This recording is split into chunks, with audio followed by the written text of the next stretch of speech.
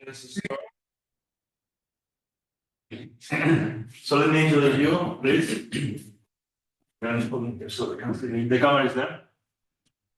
So I'm going to start in Spanish and then change to English if you don't mind. Yeah. Buenos días a todas y a todos. Bienvenidas y bienvenidos a este seminario que tenemos en el Instituto de Estudios Internacionales sobre la experiencia británica en materia de screening o control, fiscalización de la entrada de inversión directa extranjera, que se plasma a través de esta ley de reciente adopción, the National Security and Investment Act, la ley de Seguridad Nacional e Inversiones. Es un tema muy importante hoy en día, estamos hablando justo antes del seminario, y para ello va a hablarnos, tenemos como invitado al colega Frederick Colthorpe. Frederick Colthorpe. He's, I don't know in English the position, I'm sorry, I'm going to say it in Spanish. Yeah. Encargado de Seguridad, de Inversiones, Departamento de Seguridad de Comercio e Inversiones, Ministerio de Relaciones Exteriores, Commonwealth, Desarrollo del Reino Unido. So basically, Frederick is a representative of the Ministry of Foreign Affairs of the United Kingdom of Great Britain. So he's traveling in Chile in the last days, actually to share the UK, the British experience on this bill to our colleagues of the Chilean administration and government. So that's it. We have also two colleagues from the British Embassy, Claudia and Adam. So thank you very much, Claudia and Adam, to make this seminar happen, make this possible. As I said, this is a very hot topic for us. Chile has not still adopted a screening foreign investment bill or anything similar to that, but it has been on discussion, at least in the media and in the academia, for 2 years now, since the investment of the Chinese company State Grid into our electric sector, when they bought the majority of stakeholders of CFE, of the main electric distributor company that was owned by Italian Spanish international corporation. So State Grid is a state-owned company, which is sensitively different from the previous owner. So after that happened and the acquisition was totally approved by the Fiscalía Nacional, it's like the antitrust commission, I don't know how to say it, the jurisdiction in charge of antitrust law. And it was very interesting because when you look into the legal issue, it was some new arguments that I saw in Chile for the first time. They were rejected, of course, but they were the first time in Chile we tried to argue about how geopolitics is modeling the economic reality, especially in terms of foreign direct investment. So thank you very much. Let's listen to you. How long do you want to make a presentation, more or less?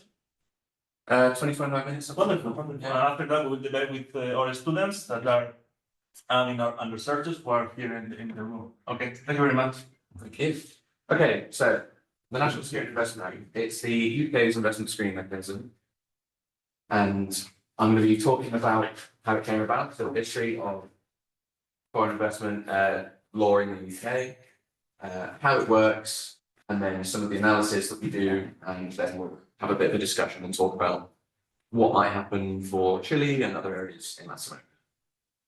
So, what is the National Security Investment Act? So it was written in 2021, over a few years before, and it came into effect in 2022. It modernizes our previous Enterprise Act, which was written in 2002.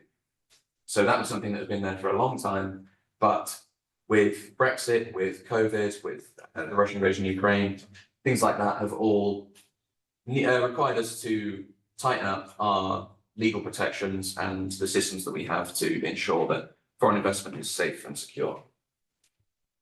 The system itself is based in the Cabinet Office, which I think the equivalent of that is, in Chile, what was it like a cross-cutting kind of government department that manages others. Yeah, something like that. Anyway, as you can tell from the name, it seeks to protect the UK's national security, but there is also a promotion aspect as well, to welcome foreign investment. Interior. And as I say, it provides those businesses and foreign investors with a system that can be trusted and is safe and secure, so that when foreign investors are looking at the UK, we're not closing down the economy, we're opening up and letting people know that when you have a foreign direct investment project in the UK, you're going to have certainty around it. Sorry. Okay, so the principles. We look to, with the NSIA, to protect the UK's national security, to promote it to the to foreign investors, and our approach is actor agnostic.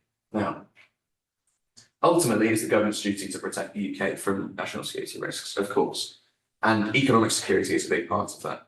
And national security itself is an umbrella term. It takes into account a lot of things, as I say, economic security, energy security, critical national infrastructure, the list goes on.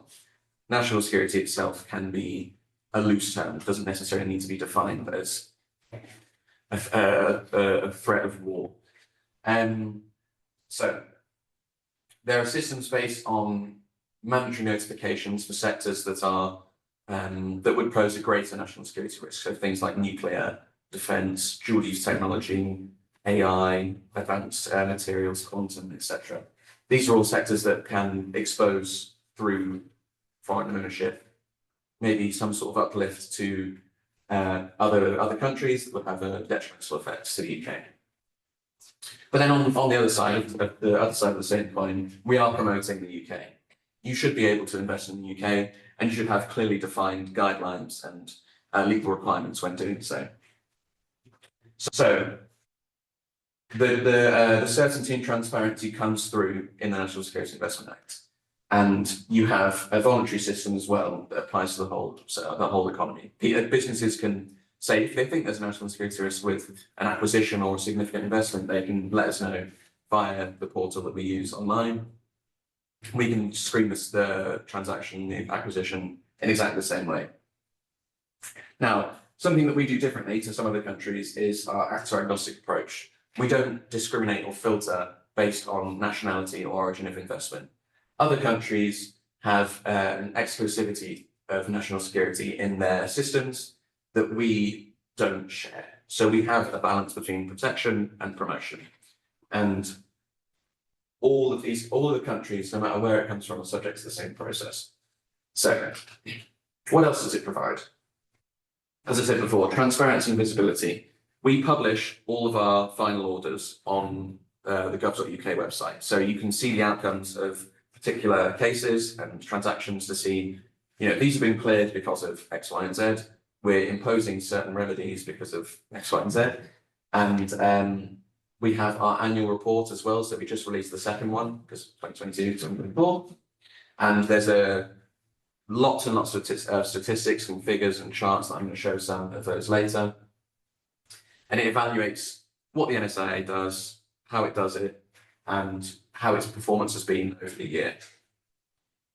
Now, as I just said, remedies and mitigations are in there. So as part of the powers of the Act, we can intervene in transactions that we deem to have a national security concern. And those might be things like restricting access to intellectual property or to certain sites or to certain assets and restricting them from being moved outside of the UK or to potential malign actors from their access to what we have or what those businesses have. So ultimately, they are mitigations. They're not blocks. They're not kind of cutting things off. They are mitigating those national security risks and not compromising the economic benefits of the transaction. And then the iterative change is how NSIA evolves and how we make sure that it stays up to date with trends and upcoming risks. So things like AI, obviously growing and booming, and quantum computing, the whole thing. We need to understand the trends that are around that and what it means for emerging tech and upcoming UK businesses. And the NSIA can bring clarity to that, and we can help record what comes in and what we approve. How does the NSIA work? So we have 4 stages, and it begins with a notification stage. So as I said earlier, you have mandatory and voluntary notifications.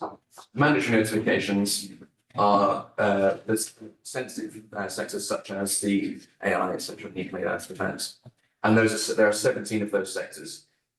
When a significant investment occurs, the government has to be notified by law of this acquisition. Okay, once all of that has been submitted to the investment screening unit in the Cabinet Office, they will have a set of information on the structure chart of the businesses both before and after the acquisition. So there'll be information on the ultimate beneficial owner of the transaction, and who's going to own the business, whether that's the business itself or stakeholders in there. And we need to understand a lot of information about the transaction to ensure that we can have the full picture. When we have those all that information together in the notification, it's all pooled in a case management system, and that government departments can see, and the kind of investment screening unit pushes to us to say, what do you think about this transaction based on the information that we have? There are 30 working days to assess that initial period of review, and government departments can feed in and say, we think that this transaction should be cleared because it poses no national security risks, or we think we should intervene and have a proper look at it, ask some more questions, get some more information. Now, the average time for last year for that initial period was about 6 or 7 working days. So it's something that moves quite quickly, and it's usually pretty obvious what the national security risks might be for a transaction. Now, when a government department, whoever it may be, raises a particular national security concern or something they want to find out more about, that's when the call in happens. Every week or so, the relevant Secretary of State, the Chancellor of the Duchy of Lancaster, I'll just call him CDL for now, is given a list of these transactions that are potential national security risks and concerns, and will essentially sign off, we should pull these in because of the recommendation given. And when that happens, that's when the call in occurs. We have a system where the investment screening unit, based on that approval, will then reach out to the businesses and give them a kind of initial call to say, here's what the process, here's how it works, here are some of the questions that we're going to ask you. And once again, there's a 30 working day period, a statutory one, where we scrutinise the transaction, we ask questions of the businesses to understand maybe a potential shareholder is somebody that is state linked, and we need to understand what their access to intellectual property sites assets might be, and or even the business plans for the transaction after it's occurred. So you might have a business that's buying a maybe declining UK business in one of these sectors, and they just want to renovate it and sell it on. That's something that we can kind of say, okay, good stuff, that's great. But maybe you've got something where they want to buy the business, renovate it, and then offshore it from the UK. That kind of concern is something that will potentially be a national security risk if it's something sensitive like submarine tech or let's say dual use defence, things like that. Then we need to work out with the business what can be done to keep the UK's national interest emphasised. So during that time, there'll be a lot of involvement with government departments to, so say it's the Ministry of Defence, have a contract with the company, they need to negotiate a bit more how that contract's going to look after the acquisition. And over those 30 working days, you will have different assessments put together based on the government department that's been commissioned for them, and you'll reach a decision. So, as part of the final document, the investment security risk assessment, that will have an economic assessment, a national security assessment, and where relevant, specific assessments on energy security or maybe something about shipbuilding or something, based on the government department that suits it best.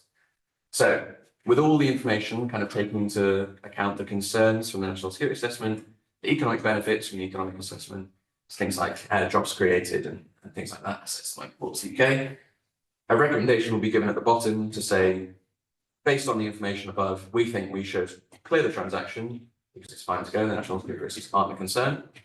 We should clear the transaction with interventions or remedies, or we should block the transaction. So, for those interventions, as I said, they're mitigations at the end of the day. It's something that we can target a particular individual or particular business or where the national security concern comes from, and then isolate it and say, to prevent our concerns, we're going to do X, Y, and Z. And then the final kind of last block where interventions wouldn't do enough is when you block the transaction. This past year, we didn't block any transactions. Everything was either cleared or cleared with remedies. So once all of that's been put together with a recommendation, it goes back to the CBL, back to the Secretary of State, and he is given the kind of the final say with all the information. He can tick off the recommendation. When he gets that, there is the option for other ministers to feed in and send a letter to say, you know, I agree with my office's recommendation. Don't worry. Like if it's a big case, like if it's something we had recently, the Heathrow Airport, that was bought in a joint venture by a French company and a Saudi Arabian company. We had a lot of ministerial interest. So to give that kind of assurance to the minister who's signing off, we had other ministers feed in and say, yeah, we agree with the recommendation. So, as I say, this kind of system is a kind of wheel where you have the main kind of case managed by the investment security unit, and based on the sector, based on where the business is going or what it does, you'll have different input from different government departments. So something like battery storage or general kind of national grid energy things will have involvement from the Department of Energy Security and Net Zero. Something like the Home Office for domestic and security, Ministry of Defence, and BSIT for AI, etc. And you will have this whole kind of process where everyone feeds into the investment security unit and in the Cabinet Office, and they put together this ISRA investment security risk assessment from all of the input. So, as I mentioned earlier, the annual report. So this annual report covers 2023 to 2024, and here, I mean, these are some headline stats, but as I say, the annual report's a public document, so feel free to have a look at it and read it. But the vast majority of businesses have zero interaction. Our critical sectors are somewhat focused, and even though there's 17 of them, it's a very kind of specific set of things. The one of the main points is that 95.6% of close to 1,000 notifications were cleared within the first 30 working days. There was no kind of either no call-in necessary or the national security concerns were completely dispelled. And then the remaining acquisitions, there were 41 call-ins, and there were only 5 final orders which gave the which had interventions or remedies as part of them. So you have a good kind of balance to show that it's not something that closes down an economy. It facilitates investment. It gives that assurance and security to foreign investors. As I said, it's probably documents, so feel free to have a look.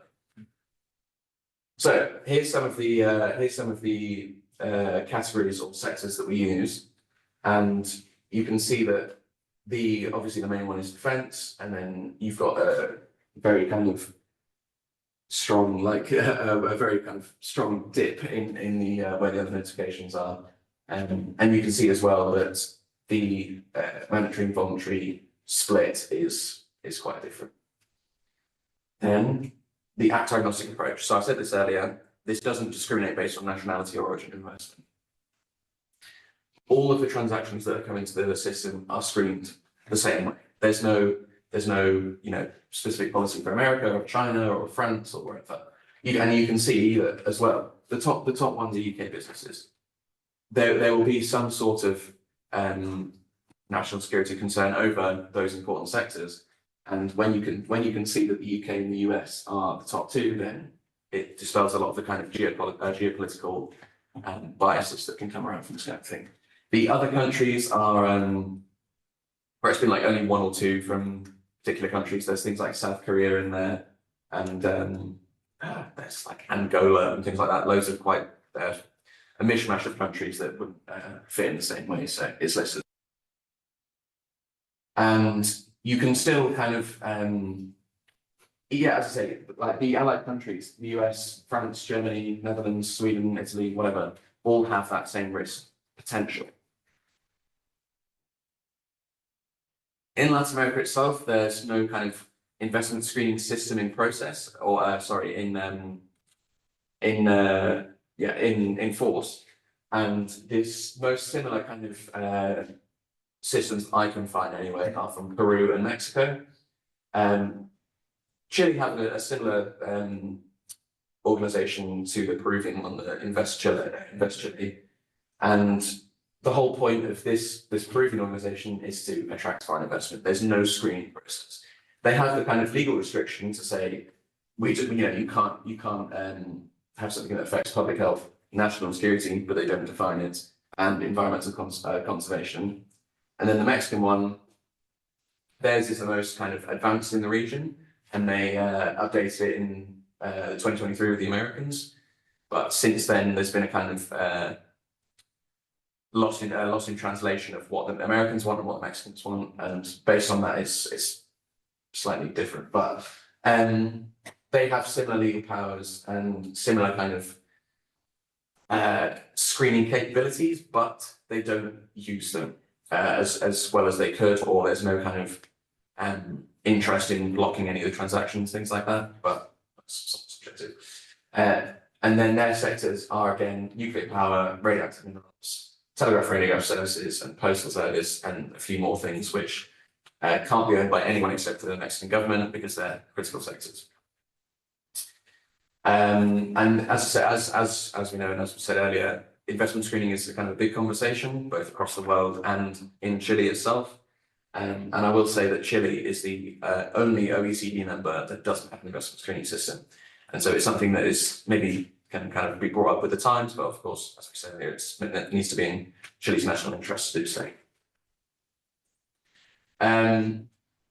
If you need to talk about it more kind of after this, Adam from the British Embassy is a good guy to go to for further conversations, and there's plenty to talk about going forward. And I can talk a bit more about this, but I'm going to end there and kind of throw out to the discussion side that I mentioned earlier. So if there are any questions, please do ask. Thank you very much. It was very inspiring. It's a real exercise of transparency and accountability. As usual, the British public administration is up to its reputation again. So I can't talk, I have a lot of questions, but I share the room with the students and colleagues. Maybe someone wants to deal, please. Yeah, thank you for. Maybe you can present yourself first. Yeah, my name is Yosuke. I'm currently a research assistant here at the institute. I happen to be working in things related to investments, so that's really a very interesting topic for what I'm working on. So first, I wanted to ask you if you could maybe give a couple of examples of investment projects that didn't pass the screening process, but that were still notified. You mentioned around 5% of the projects only were stopped by the screening notice. So maybe you could give us some more detail about what were the characteristics of these investments to better illustrate the criteria followed by this act. Maybe you could tell a couple of examples, please. So the main one that occurred last year was Huawei, the 5G network, and that was one that was blocked because of the national security concerns around it and the kind of data access and IP access, things like that.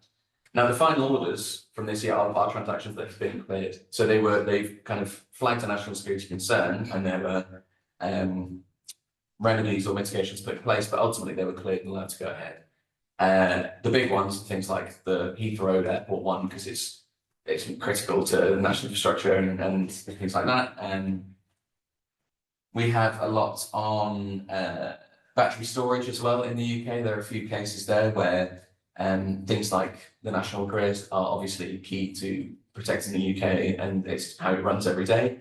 I can't give you a specific example off the top of my head, but because the final orders are published, feel free to look at them. Yeah, it's usually things like a threat posed to the UK's critical national infrastructure, or how we run our military or our navy, things like that. So there is a potential for those to be stopped or impeded, and that's where the kind of criteria, the trigger event comes. No, when all the documents are published online, they're published on gov.uk. So there's the annual report is published online. It's about 100 pages, I think. Yeah, it's quite long. It's a big document. You can find it on gov.uk and read everything. And the final orders for each of the decision making again is posted on gov.uk. So it's transparency in terms of understanding the investment, but also transparency in terms of telling people what the UK government is doing about it. And we'll do uploads and share the link. Yeah, thank you. Thank you very much, Diego. Very good question. Anyone has other question to be addressed to our guests? No? Leonardo? Yes? No? Well, I have a few questions. I have like two big questions, maybe. The first one is, I'm sorry, I'm not so well informed about the UK reality, politics and economy.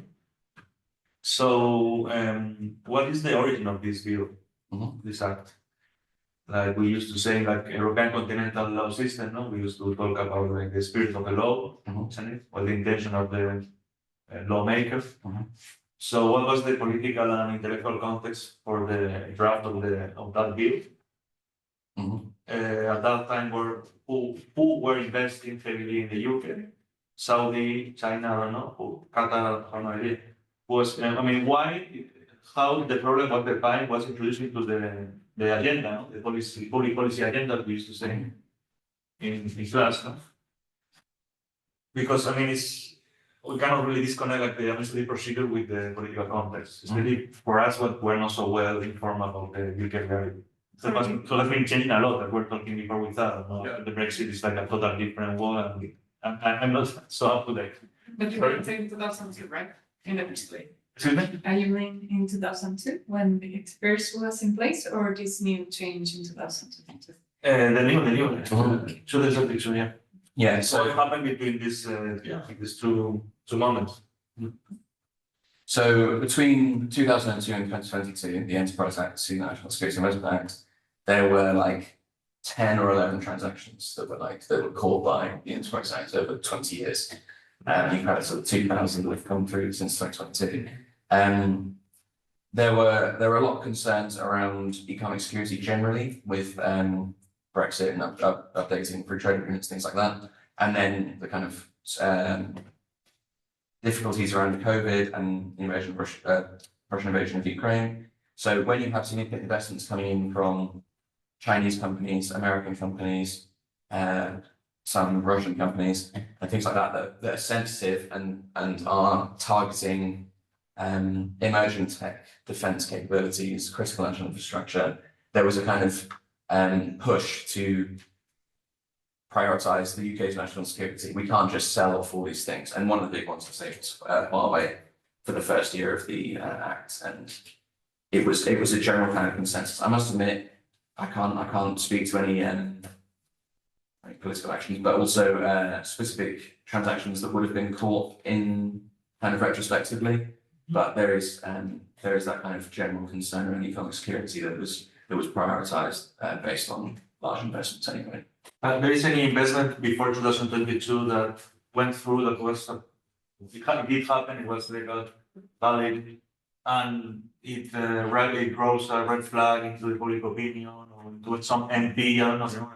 But like the case of Chile with this example of the electricity, you know, there was like some, or on the European Union, as you know better than I do, the European Union framework for the screening for the investment was dropped, after the acquisition of a Chinese company, of a German one, who owns intellectual property on robotics, right? So I went in all the European newspapers and people were worried about it. Oh my God, we're selling our intellectual property. It took us like 50 years of public investment to develop, not such a good idea. So they created this, it was 2018, something like that. So it was before yours, Bill. So yeah, it wasn't, as I said, any red flag associated to one big controversy or big operation that because the Huawei 5G didn't happen, right? So Yeah. So it was like it was going to happen, and then they make the bill to no. That was the case. The smoking gun. Because we said that. I'm not 100% sure about it. I will find out and I'll come back to that. Yeah, you can't say details, but yeah, I can't use that. I mean, that Huawei issue came about when Boris Johnson was in power, so that was before 2022. That did impact the public debate. There is quite a strong kind of public debate in the UK and Europe, particularly in the US, about kind of national kind of interests. I think sometimes this act is called the National Security Investment Act, and I think sometimes that can be misleading in a way because people think it's only about kind of defence and security. you know, I think it probably make more sense if it was called the National Interest Investment Act. Because things like, you know, economic security, supply chain security, energy security, critical national infrastructure security, it is not a good idea, generally speaking, for any one country or anyone else, perhaps, other than the host country, to control, have a majority stake in, say, the energy distribution network, or the nuclear power stations in the country, or increasingly that critical national infrastructure is, you know, developing, and increasingly includes things like data centers, because of their, you know, the absolute centrality of them to modern life. You know, London as an international financial centre has a huge demand for data centres, connectivity, internet, for all the trades that happen millisecond through the London Stock Exchange, for example, and that is of critical importance to the UK. You know, as a driver of the UK economy, and that again is national interest, national interest. So Internet, maritime cables, no? yeah, exactly. In the country. Subsea cables, yeah, and in the last 12 months there have been 4 or 5 subsea cables that have been severed in suspicious circumstances in Europe, by whoever and for whatever reason. So, you know, again, that is a kind of a concern, whereas before they weren't really of interest. They existed, but they weren't. They didn't have such a high profile in either the public discourse or government policy. Yeah, data center is a critical infrastructure for national security. This idea itself now is kind of like a common sense, at least for us. I think we are kind of, I don't know, into these topics, but maybe the public opinion has not yet. And you know, from where But it's going in that direction, that's for sure. yeah, and I think that this is a personal opinion. The same is true in Chile, right? You have an AI quantum industry, domestic industry that's developing. You have plans to build a whole raft of new data centers.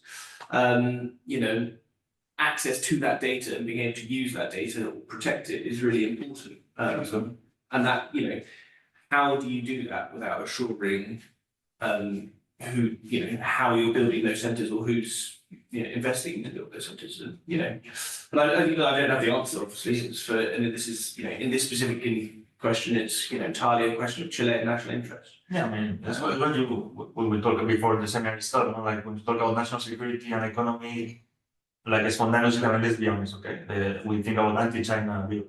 I'm sorry about that, but this is what we believe in 2024. So any kind of economic nationalism or protectionism is considered as an anti-China thing. But the reality is what you say is more about autonomy, like the European Union likes this term, like strategic autonomy. Yeah.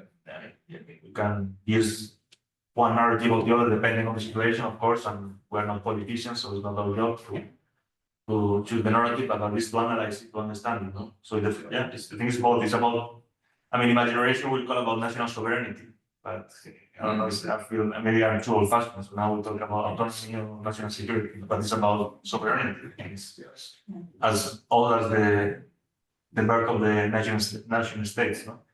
So can I do something else, if you don't mind? Do you have time? Yeah, of course.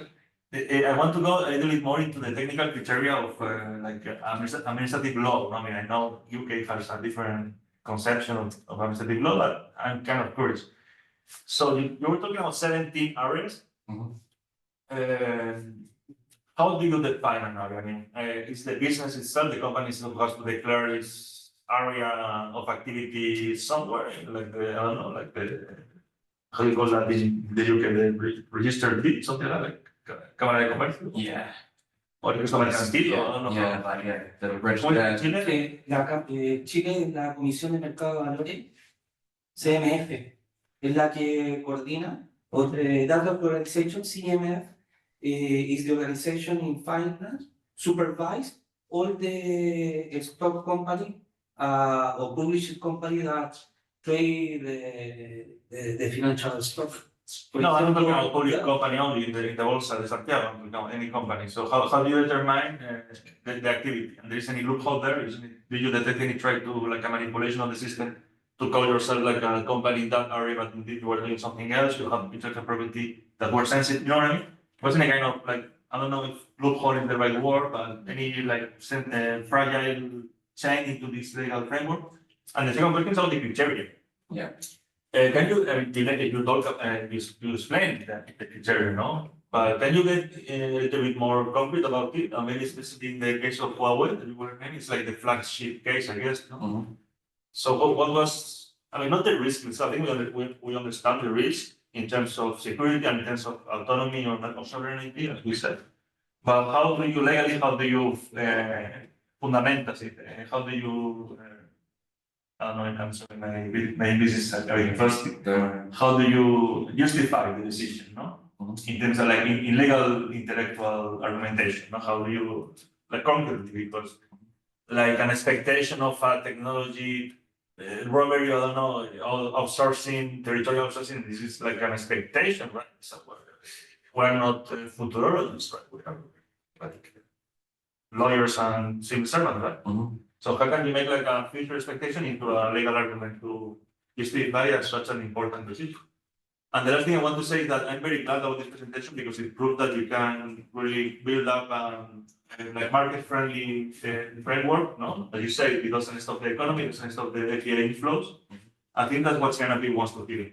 I think I'm sure you already know that. Like the good narrative. So yeah.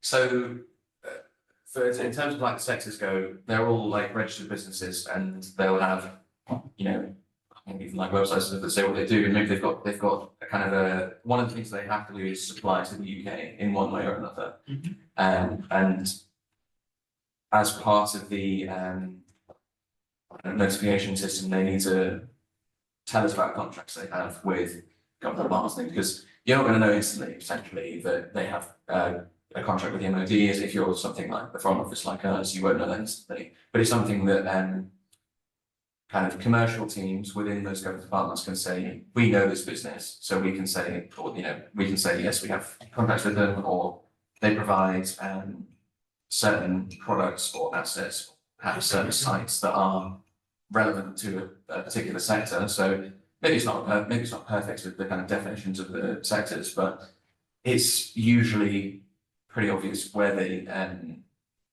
fit into the system. So as far as loopholes go, so I'd say the system isn't perfect, still evolving and changing. But something else that we can talk about another time, I think, is but in terms of like the criteria on and justification of what we do, as you say, Huawei is definitely the flagship case.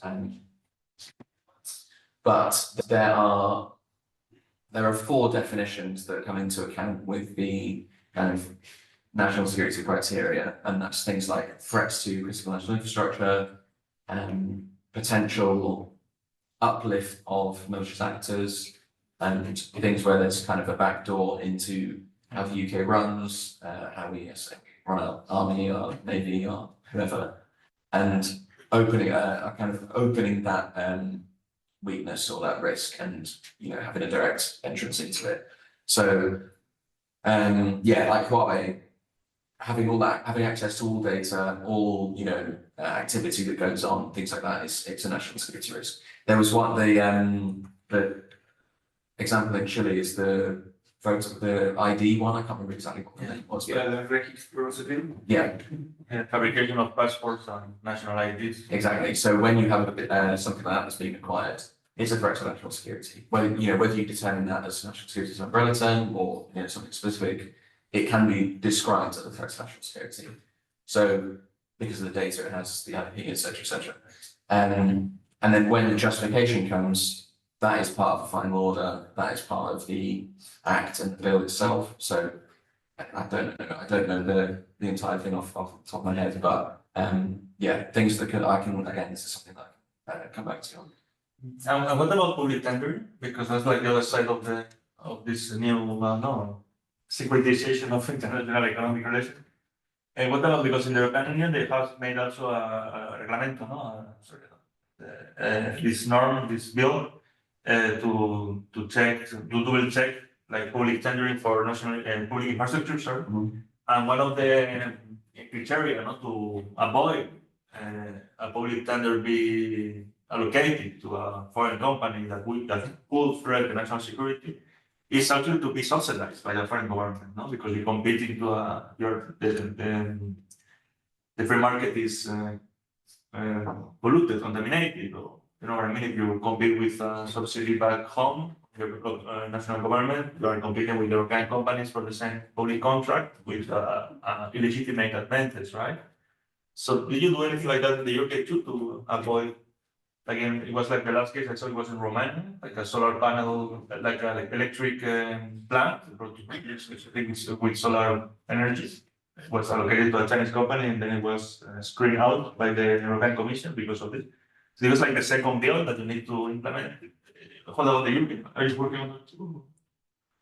In terms of like the other way around, yeah, so we are, Public investment, like foreign direct investment, is what we talk today, you know? yeah, And also we have like, I mean, it's like legally it's not the same, but in terms of politics, it is kind of well connected, right? Because it's about building infrastructure back in your country, which is public owned.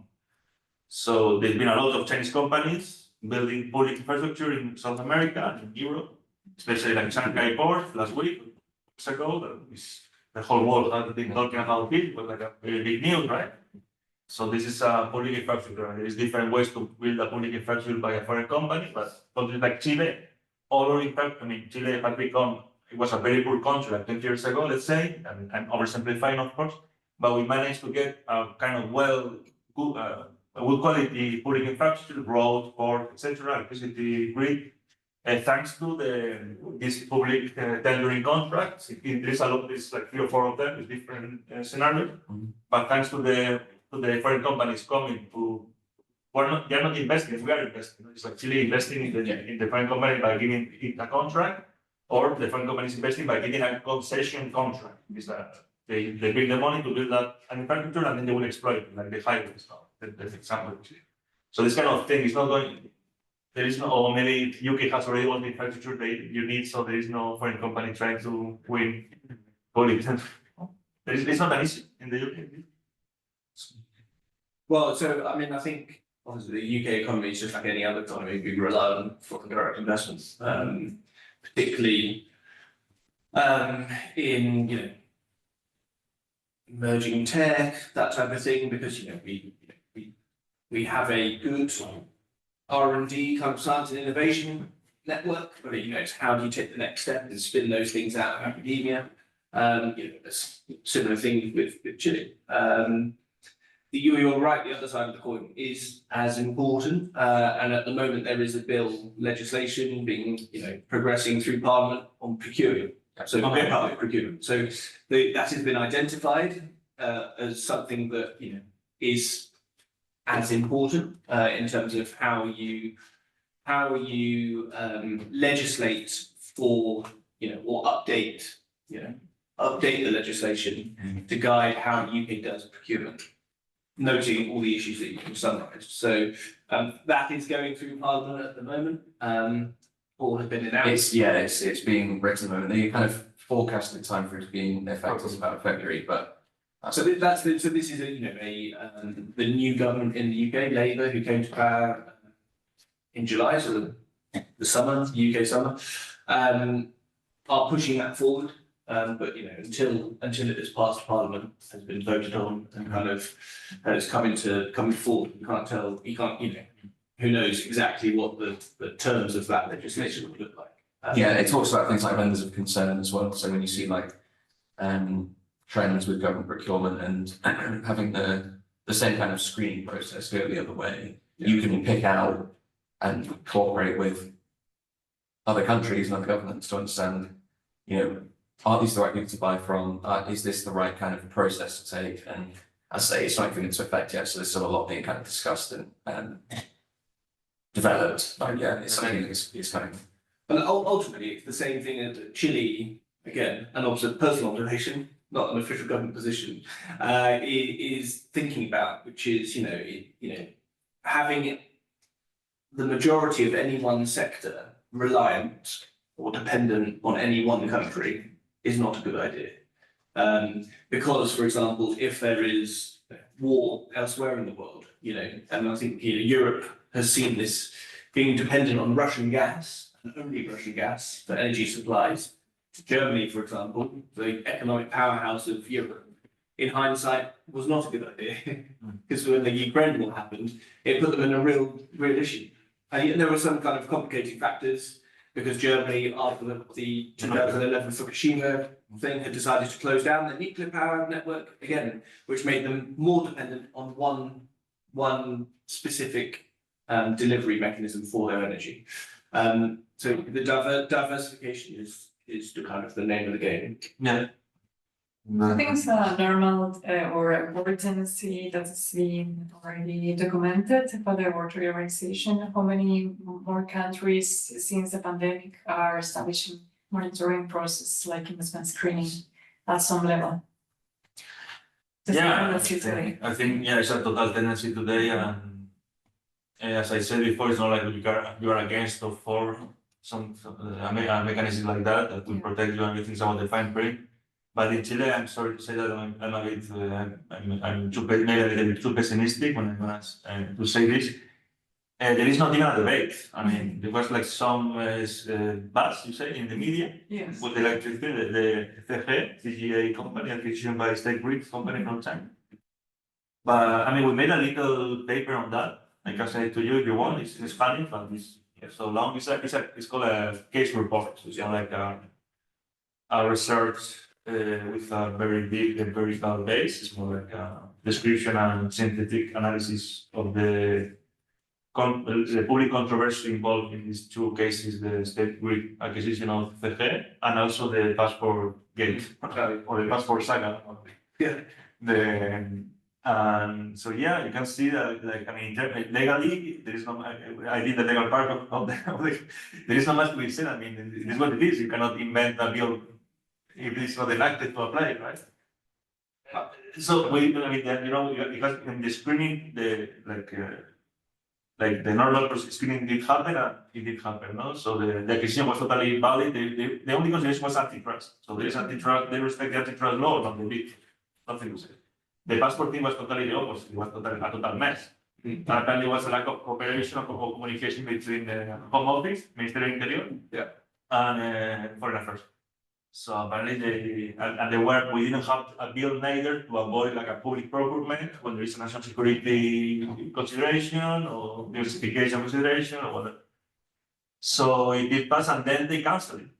And thanks to God, and I don't know how if that's the right expression, but happily, the Chinese company didn't sue Chilean government, because if they could have, I mean, I wish I could be the lawyer on that case, because it would be so easy to win.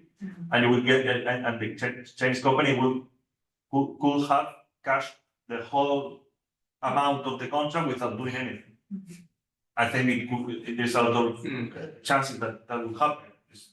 It's called responsabilidad patrimonial de la administración. It's like a typical case in public law in continental European administrative law tradition, etc., etc. So I'm telling you, so legally there is not much to be said because we didn't have the bill. So, but politically or maybe in the media, the debate was kind of poor. Yes, but I was sure. There is no analysis. There is no real conversation like this one we're having today about these topics, and this is kind of worrisome. Because it's not about being for or against, it's how do you do it, and after a rational and deep conversation, you can do something adapted to your needs. It is more about public infrastructure maybe than for investment.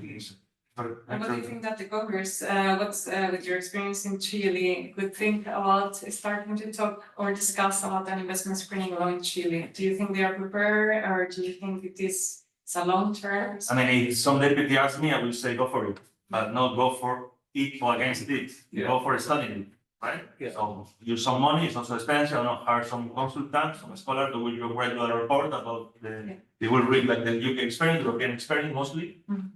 They make a set of literature, there is a lot of papers going on about it, like academic papers, and I don't know, they make some recommendations. I will say totally go for it. So, but if you ask me, are they gonna do that, or are they worried about that? I don't know. I don't want to be too negative, too pessimistic, but politics is, in Chile nowadays are like it's based on like short-term stopping fires. You see that in English? Yeah. So this like this Kosovo here, no, a photo of the ex-boyfriend or girlfriend of the president. I mean, I'm sorry. Yeah, I mean, I'm so sad to laugh about it, but yeah, it is laughable. So I mean, it's like very short term. But I want to think that maybe you can find not the Naranjo guy who is the MP who protested the most against China in the case, But I'm sure you can find, yeah, we can ask around if you need, we can Yeah. help you out to build a strong strategy to have conversation with, and I think we need more with the Frente Amplio. Yeah.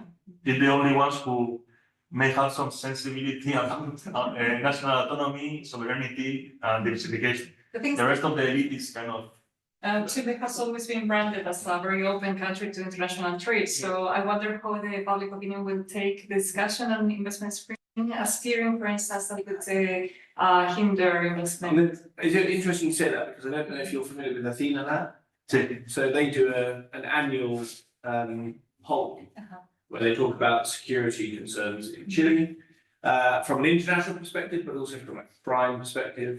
And I think in the last one, they always ask the same question about, do you think Chile should look at and protect the investments that are coming in? So I think there's a question about that. And I think 80% of people say, well, of course, yes. But it's easy to say yes, Yeah. but it's hard to kind of bring in a system to do it. I think the example you talk about, Juan Enrique, about the kind of the civil register is interesting, because I think on the one hand, it shows that Chile, when it needs to, can informally do something to protect against investment that for whatever reason is not seen as being politically acceptable. And I guess it was a political kind of decision.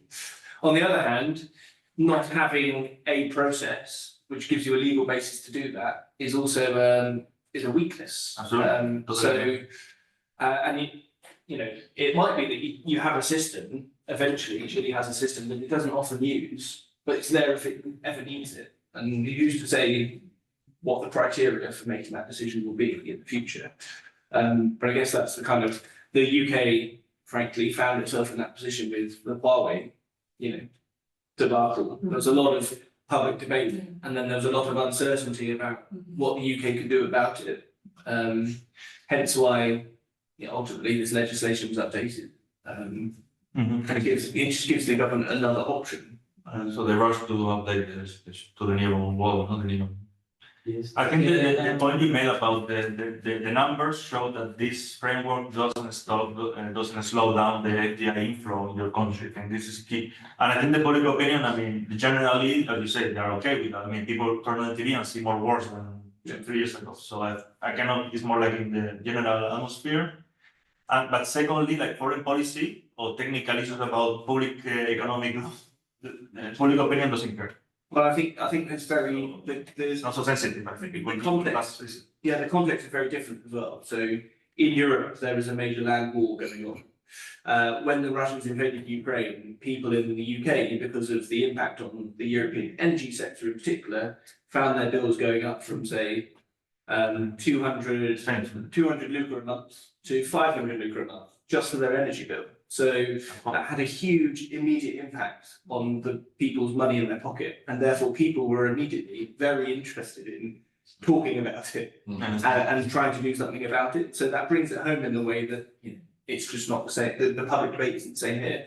And let's be honest, it would be the same if it was the other way around. If there was a war in Latin America, people in the north of England wouldn't have the same kind of, wouldn't be experiencing it the same. But what do you think they want to know? Because they are our youngsters, the young generation of Chilean, well informed international relations alumni. They usually from our bachelor degree. They are working with us as a research assistant. So it's like our hope.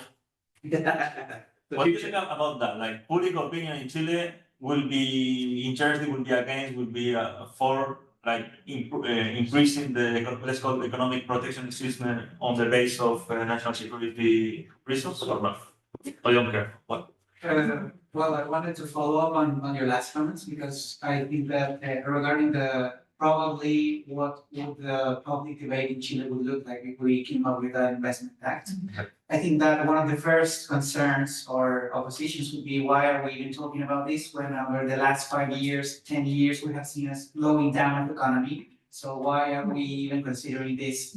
But that also, what you just said is very important. It's important for us having this experience in other countries that, for example, stop this initial blockage by showing that, hey, we have the experience of the UK, they have this screening act, it's working perfectly fine, they have mechanisms for not filtering or discriminating by geopolitical effects. and it doesn't stop investments. So I think that one of the it's for me, I think that it's sad that we have to wait for other countries to engage on these acts to see the results so we can trust the process. But whatever, at least we have the case of the UK, so I think that sharing your results is a critical component for starting the debate here in Chile, at least from my perspective, because otherwise the first stop blockage to talking or debating about this would be the economical factor that currently in our country we're talking about slowdown in investment and why it would be try to stop it more. So I think this is a very valuable experience, the one we've had from the UK. That's And what about the elite? Like in Chile, we always talk with our colleagues here in the institute that there is a big part of the Chilean local elite who is like a little bit like in the 90s. We say like joking, like laughing about it. Like the hardline updated their software to the securitization of international relations, right? Or the post-pandemic world order. I don't know. I mean, we're still looking for a name to name. But currently we are not anymore in the old globalization, right? So, so these are part of the elite. They're still like, I mean, I'm a bit provocative here, no? But is to try to make myself clear. They're still like insisting on the importance of making more free trade agreements, so updating the old ones, and not, I don't know, the priority is not to make new framework like this, like the one we're talking today, but to go to. I have this anecdote. A colleague told me that they went to the India like 2 years ago, a mission of the Ministry of Foreign Affairs to India, and the Commercial with some high official of the Economy Ministry of India. They asked them if we can talk about making a free trade agreement with Chile. And he told me that, I mean, India doesn't have any free trade agreement with anyone. So you have like the first visit of the Chilean government to India asking for a free trade agreement. You know what I mean? It's like surreal, right? And apparently the meeting didn't went so well, they finished earlier than they expected, because they maybe didn't read enough about the Indian foreign policy or trade policy background. So that's an example of that, no? What do you think about it? Do you think the elite will like associate this kind of framework to a position of what they think that the world is still from the perspective of the Chilean economic insertion strategy and the mindset of the elites, I would bet that it would be more feasible to propose a screening investment act through a free trade agreement, for example, by bringing into discussion the negotiation of the free trade agreement with the UK post-Brexit. Maybe it would be more easy to come up with an investment act with a provision in a new agreement than coming up with this law by ourselves because of outdated mindset, as you mentioned. We are so oriented towards 1990s globalization free trade agreement mentality that in the Chilean landscape we have not taken into public debate the evolution of not only trade agreements, but also general economic relations and security and different interactions. So once again, I bet that it would be easier for us to adopt some screening mechanisms if some other countries propose us to do it, new agreement, international agreement, rather than coming up with by ourselves, which is once again unfortunate, but it's more like the reality of what we have here from what, yeah. What do you think, Leonardo, about this, like the public opinion in Chile and the elite intellectual atmosphere? Are they ready or not for this conversation to happen? I think that Chile is lack of an investment screening mechanism. Many raise concerns over the public opinion about potential risk in sectors like mining or energy. But once again, I think that public opinion is not important to policymakers here in Chile.